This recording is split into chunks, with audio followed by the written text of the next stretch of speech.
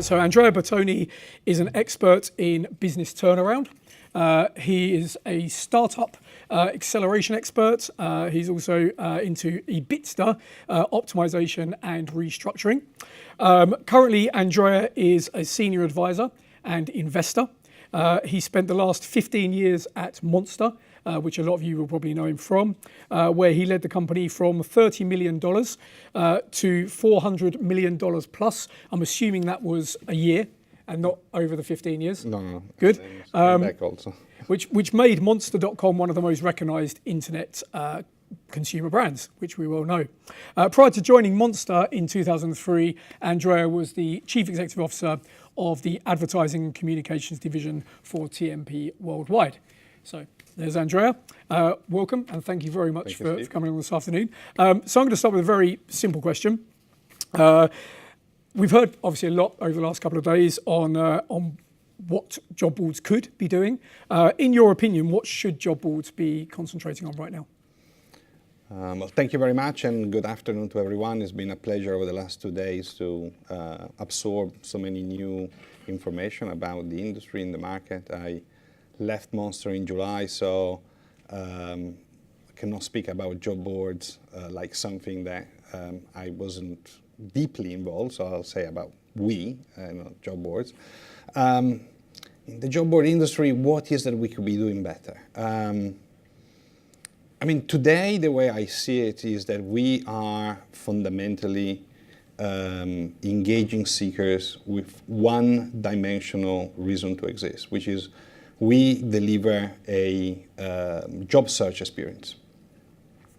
And that one-dimensional aspect is what I think is maybe the problem.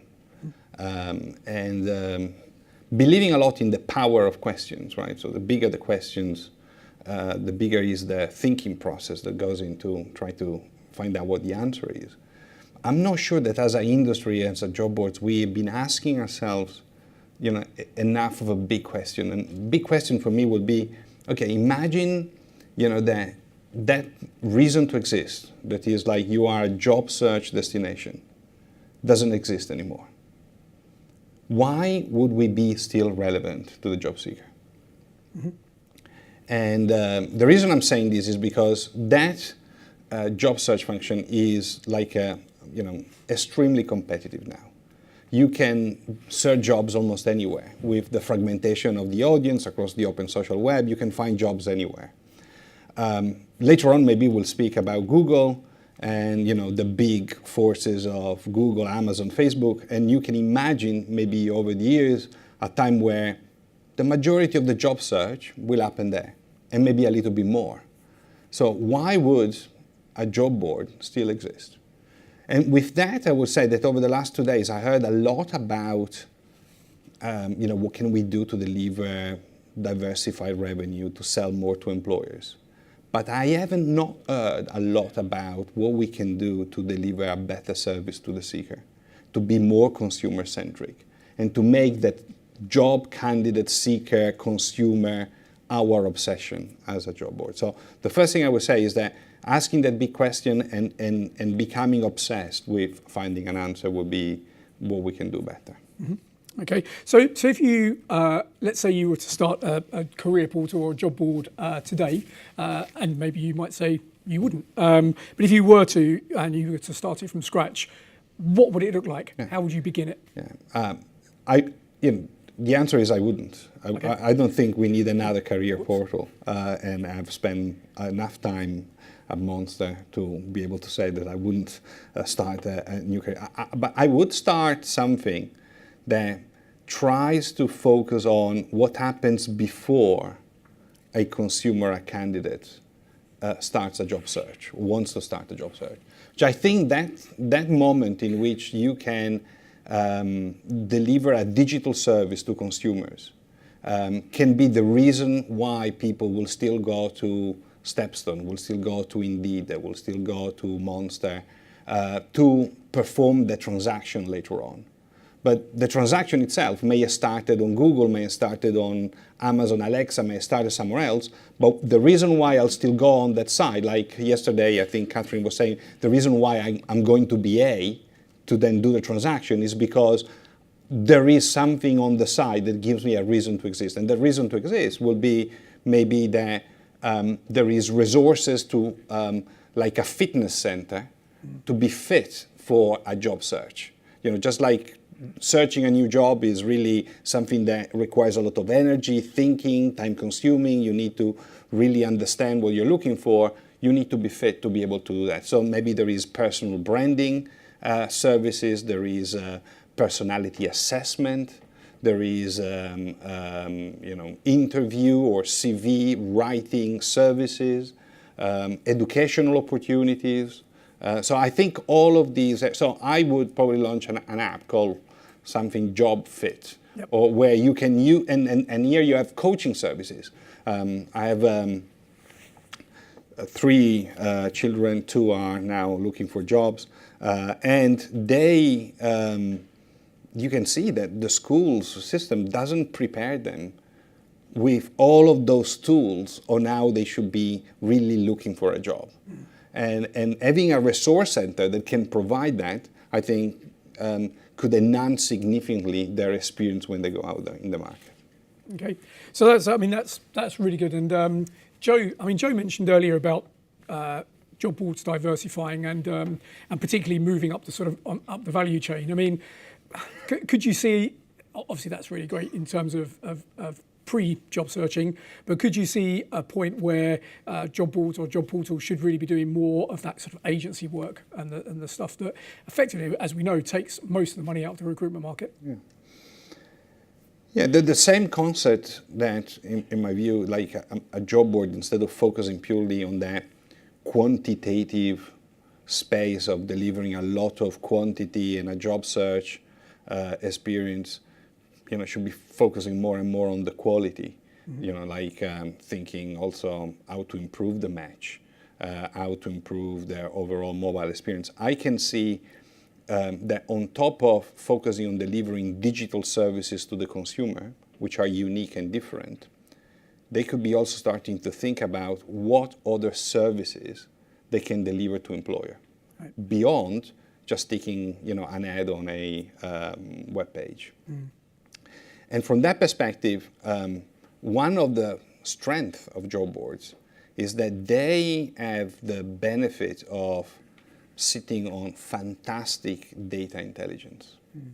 Because of the audience they engage, because of the content they have, because of the work they've done on the taxonomy and the integration, they can see, they have the opportunity, they're sitting on an incredible amount of data on salaries, on what people are looking for, where those people are based, what are their skills. And I'm wondering more and more if we could be doing more in selling data intelligence and predictive analytics. So from that perspective, for example, think about a company like Mercedes or BMW and their workforce, and what is now happening in the car industry. And everyone speaks about, driverless car where you don't need to have a driver. But the workforce of a major car company over the next 10 years will be completely different. The engineering skills will be completely different.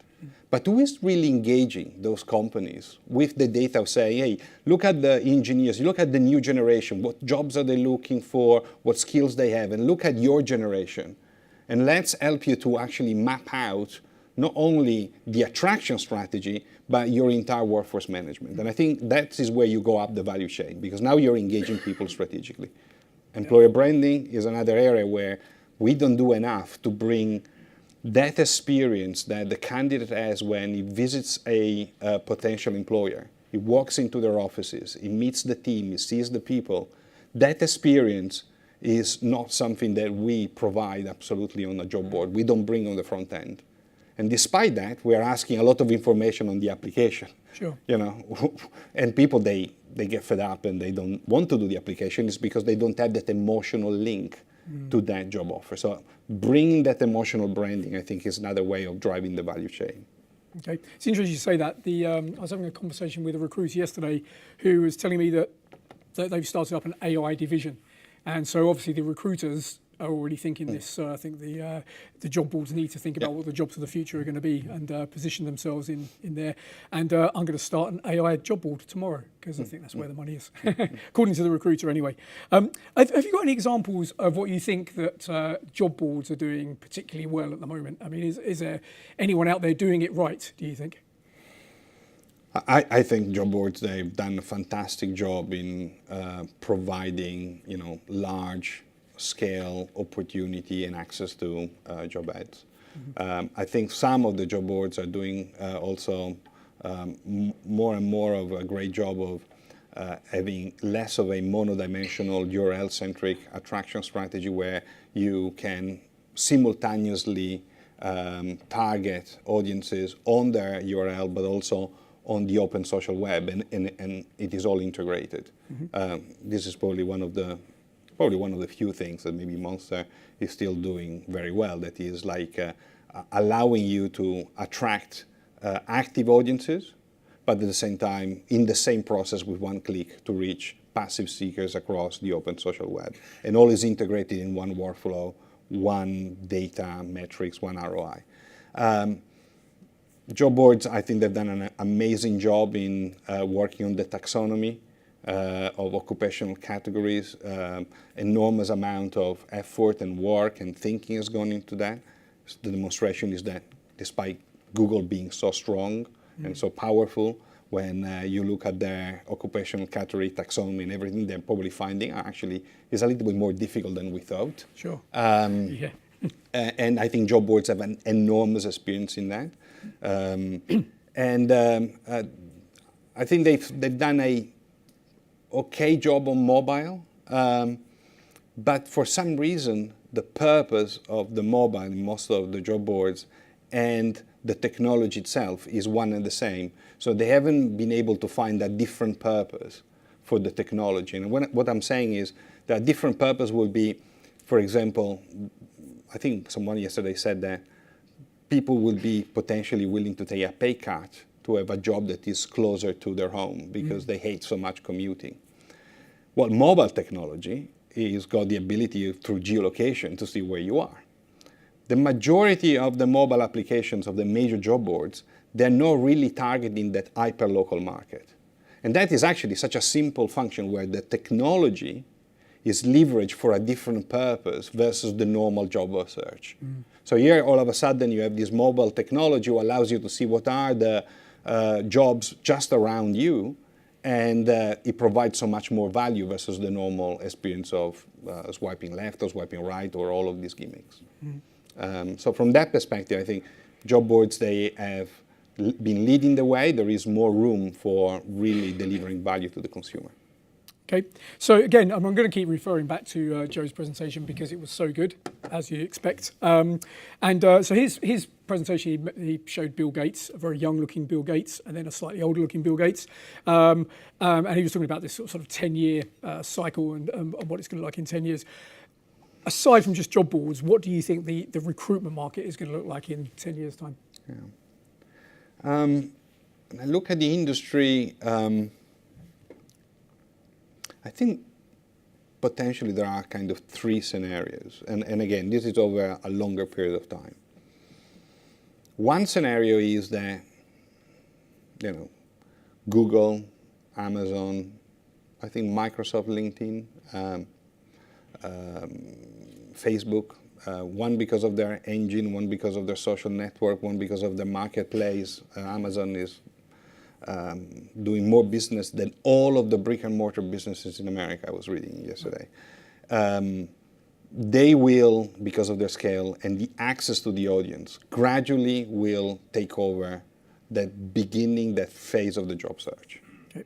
And therefore, everyone else in this scenario will have to differentiate their services by delivering something different, unique to the consumer. And maybe their survival will depend upon partnering with these big companies and what value do they bring to them. Sure.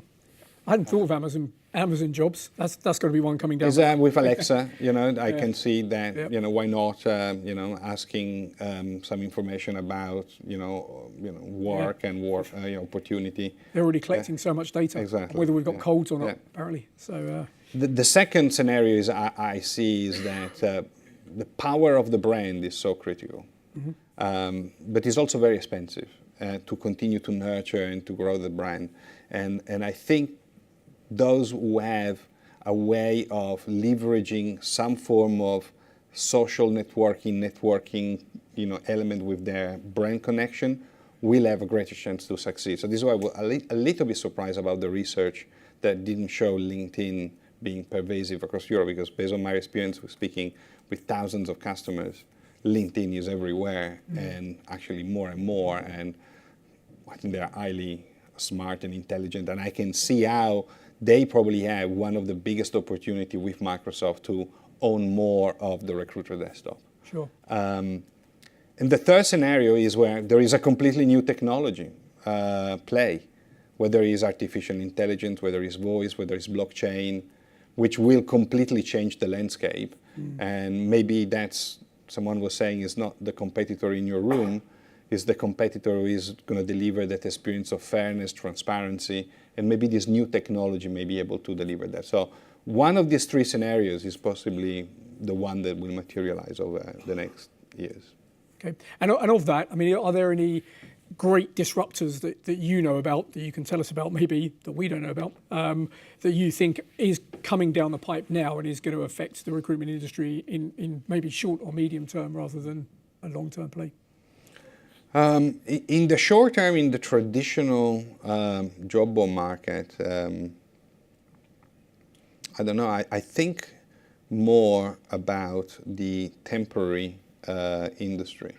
Having had a little bit of time with Randstad and spent a lot of time with our big staffing customers like Adecco, Manpower, you can really see how their business in many ways over the last 10, 15 years hasn't changed too much, the way they do business. Although they are adding great technology tools to their recruiters, but fundamentally they do things in a similar way. And you can see the new wave of companies who are coming up, whether it's Job Today for the hospitality industry, or whether it's Catapult or Reminder, who's using artificial intelligence, or the student market for temporary jobs, like in Germany, ZenJob. I can see those platforms where they are able, through technology, to manage in a very cost-efficient way the processes and digitalize them. So they digitalize the entire process of payrolling, scheduling, vetting the candidate in advance, and therefore they have this kind of audience on demand that is already pre-tuned into their system, that almost the employer can schedule on the same diary integrated, and they can have a waiter, they can have someone who is coming and working, even a software developer, or they can have someone who is coming immediately and is working for them. And I think this is going to go up the value chain. It's starting with maybe less skilled job, but it's so convenient and so effective that I think that over time this could significantly disrupt the traditional way of looking for a job. I'm also kind of thinking that the way life has evolved over the last, through technologies, is, we started with a life where you were studying, and then a life where you were working, and then a life where you were retiring. And I can see how these three phases, they're now constantly mixing. And even from a young age, so a young man could be traveling the world and enjoying discovering the world, working at the same time, and studying at the same time. And therefore, education, work, and life passion can mix. And again, maybe a platform who is able to connect with people throughout those experiences. And therefore, they will know through all the metadata and the schema and the structure of the data they're collecting how to touch people at the right time, at the right moment, with the right job opportunity. These, I think, I haven't seen it yet, but this could be a great disruptor in the way traditional businesses are operating. Yeah, and I think I wasn't here yesterday, so I do apologise, but I've heard some really good things about the Job Today presentation from yesterday, and I think they're starting to do some of those things that you spoke about earlier about, sort of really doing well on mobile and app-based recruitment. So fair play to them. I'm going to quickly jump to Google now, because again, Joe mentioned it, and I thought it was really good. In fact, I love the fact that Joe backed me up on this question by showing a couple of Google searches that weren't that great. We waited for Google for Jobs for years, and it was talked about at this conference for many years and everywhere really. And it's sort of come along, and quite frankly, it's not that good. It's a bit rubbish really. It's not a great candidate experience. There's lots of mistakes, but I cannot believe that this is going to be it. I think Google are going to have to take it on and do something better. Have you got any ideas or thoughts on what Google are going to do next to take this kind of very basic product into something else? I have to admit, I'm a little bit surprised by the fact that the experience in Google, the job search in the UK is maybe below the expectations, right? Because my experience in the US, where we partner with them from the beginning, is that they have really taken a very, very systematic and serious approach to this. They have put really some of their best resources and the best engineers to work on this. And in fact, in the US, I think after a number of challenges, I think the experience is becoming more and more interesting. The matches and the quality of their cloud machine learning, you can see that the results are improving. They've spent a lot of time working on the schema, on the structure of the data with all of the partners. I think Career Builder has improved significantly their entire search experience with the cloud Google engine. And I don't see them backing off from this. No. It may take them longer. I think, when American companies, they expand internationally, despite Google being already everywhere and therefore having great understanding on how to localize the understanding of semantic and the languages, maybe in the world of jobs, and there is that learning curve. But I think that they will press on and they will deliver a phenomenal experience for the seeker. So much so that seekers will want to spend more time on Google for Jobs. And in fact, yesterday, I think, was the speaker on the future or searchologist who said, he showed in a slide that they could obviously directly then apply to the employer. And they can see the different ratings.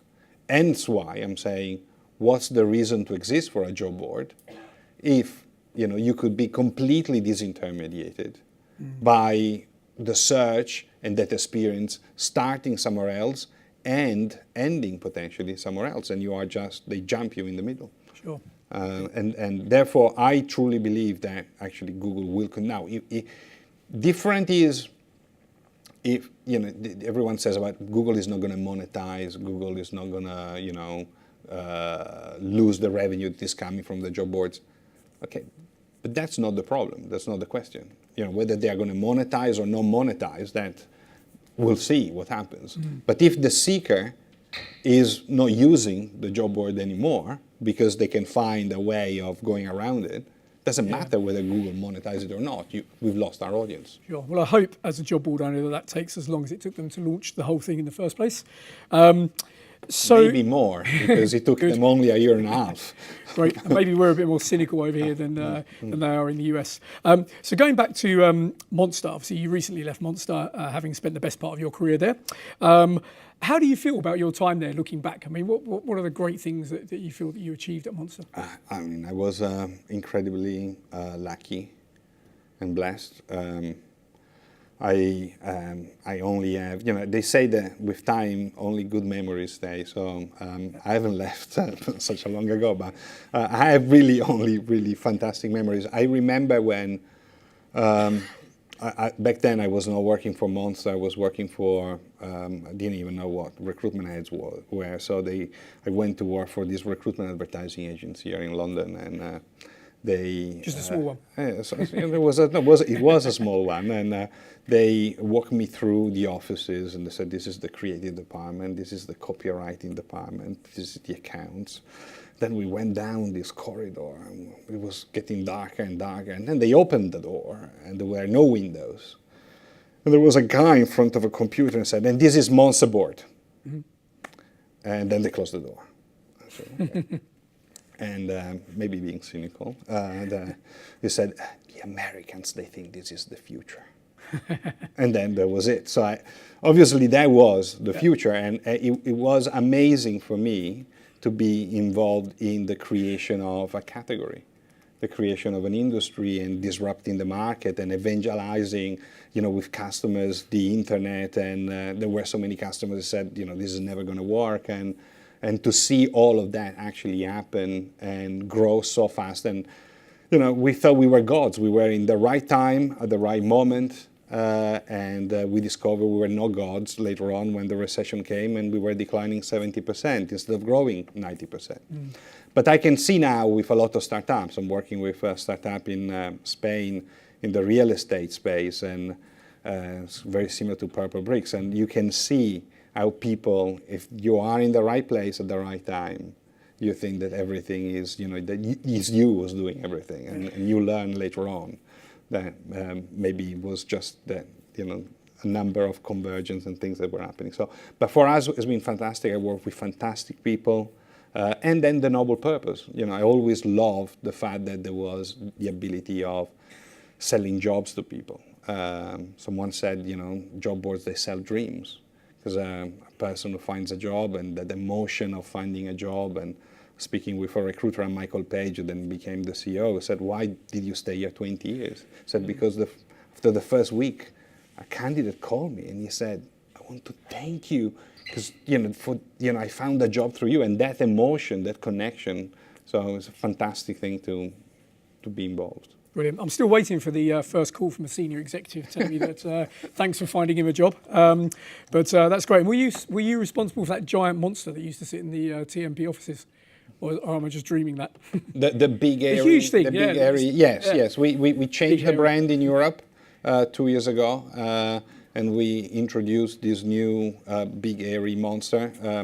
I think it was one of the advertising agencies that we work with who said, "If you're called Monster, why don't you have a monster in your brand?" Which we thought was not a bad idea. And we did it without telling US.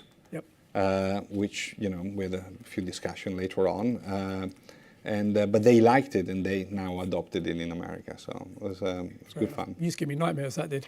Yeah. Okay, I'm just aware that we are 10 minutes away from the fire alarm. And obviously, here's an opportunity for any of you to ask questions to Andrea. I have got some spare questions, or I'm just going to chat about Brexit like I did a couple of years ago. It's up to you. But this is your opportunity, really, to put your questions to Andrea. Brilliant. Lots of hands. Participation. Alex. Hi, Alex from Stepstone.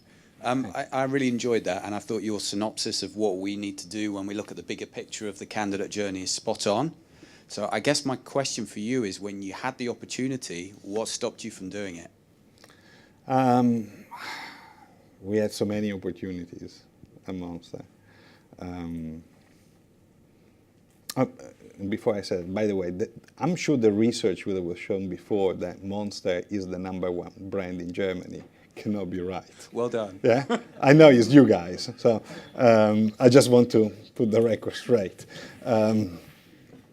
But the reason why in the end we couldn't do it, and I don't want to go into the politics of what role did I play and why didn't, but anyway, let's say I left. So is because when you are growing, when you have a lot of revenue, when you are on the stock market, you start to ask yourself the big questions. And you spend all your time to actually answer the small questions. And I tell you, what are the small questions? The small questions is the CEO calling you and saying, I need $10 million more this quarter. And guess what? People like Joe, like me, I know Rob Brower left. We're good. We can find the 10 million. So we went and we found 10 million. And then the next quarter they're saying we need another 10. And then you go and find another 10. And by doing that, what you're doing, you're focusing on what can I sell more to the employer? How do I diversify these? But you lose that big question that is, what do I do for the seeker, for the consumer? And the other thing is you start to lose the willingness to destroy yourself. The willingness to destroy yourself is the biggest trigger for innovation. And in fact, what happens is that the people who are destroying you is the people who they start new companies, they have new ideas, they have very little to lose, and they go after you. And I don't know in how many meetings we were talking about, but this is going to cannibalize us. This is going to put this revenue at risk. This new idea could, slow us down in this area. And that is where then you start to, back away from the most radical and the most, important. So we could buy LinkedIn. We didn't buy LinkedIn because, it was all about the consumer and the networking. We didn't see, and we decided to buy something else that were like affinity sites, or we could, buy Indeed, and instead we bought Hot Jobs. So many mistakes there. But they all come from the fact that you're not willing to destroy yourself. So my suggestion to the job boards here is don't be afraid to destroy yourself, because someone else will do it. And probably is happening as you speak. And you don't realize that, while you are afraid that someone is stealing your lunch, you are being the lunch in that moment. So it's a classic kind of change from startup to big business, isn't it? Once you start making the big profits, everybody protects them and expects growth, and it's just the whole mentality changes. So, any other questions for Andrea? He's going to argue with you about the monster thing. No, I'm not. I just made myself a note to check the data. So, no, I was just thinking about. I was in China 2 weeks ago, and the importance of WeChat. And if you compare WeChat, for example, to WhatsApp, it's like a light year ahead of WhatsApp. So could a Chinese or something from the East be one that could disrupt the business here? Because we all look at Google, Amazon, LinkedIn, Microsoft, Facebook. It could also be something like WeChat. Absolutely. I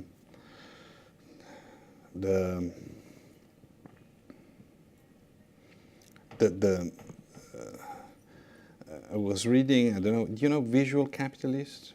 Or is a company who create great way of visualizing trends with visuals. And they were showing that in the next 50 years, 80% of the most populated cities in the world are going to be in Africa.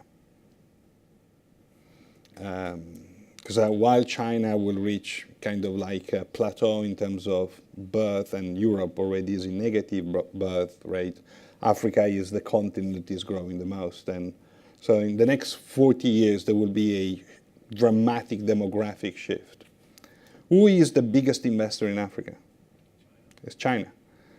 Who obviously, I think they are very smart. So is a Chinese company like WeChat, is the power of messaging, WhatsApp and other platform will integrate maybe the voice technology, because just as you are typing and there is all about connection, transparency, and they will bring a new experience.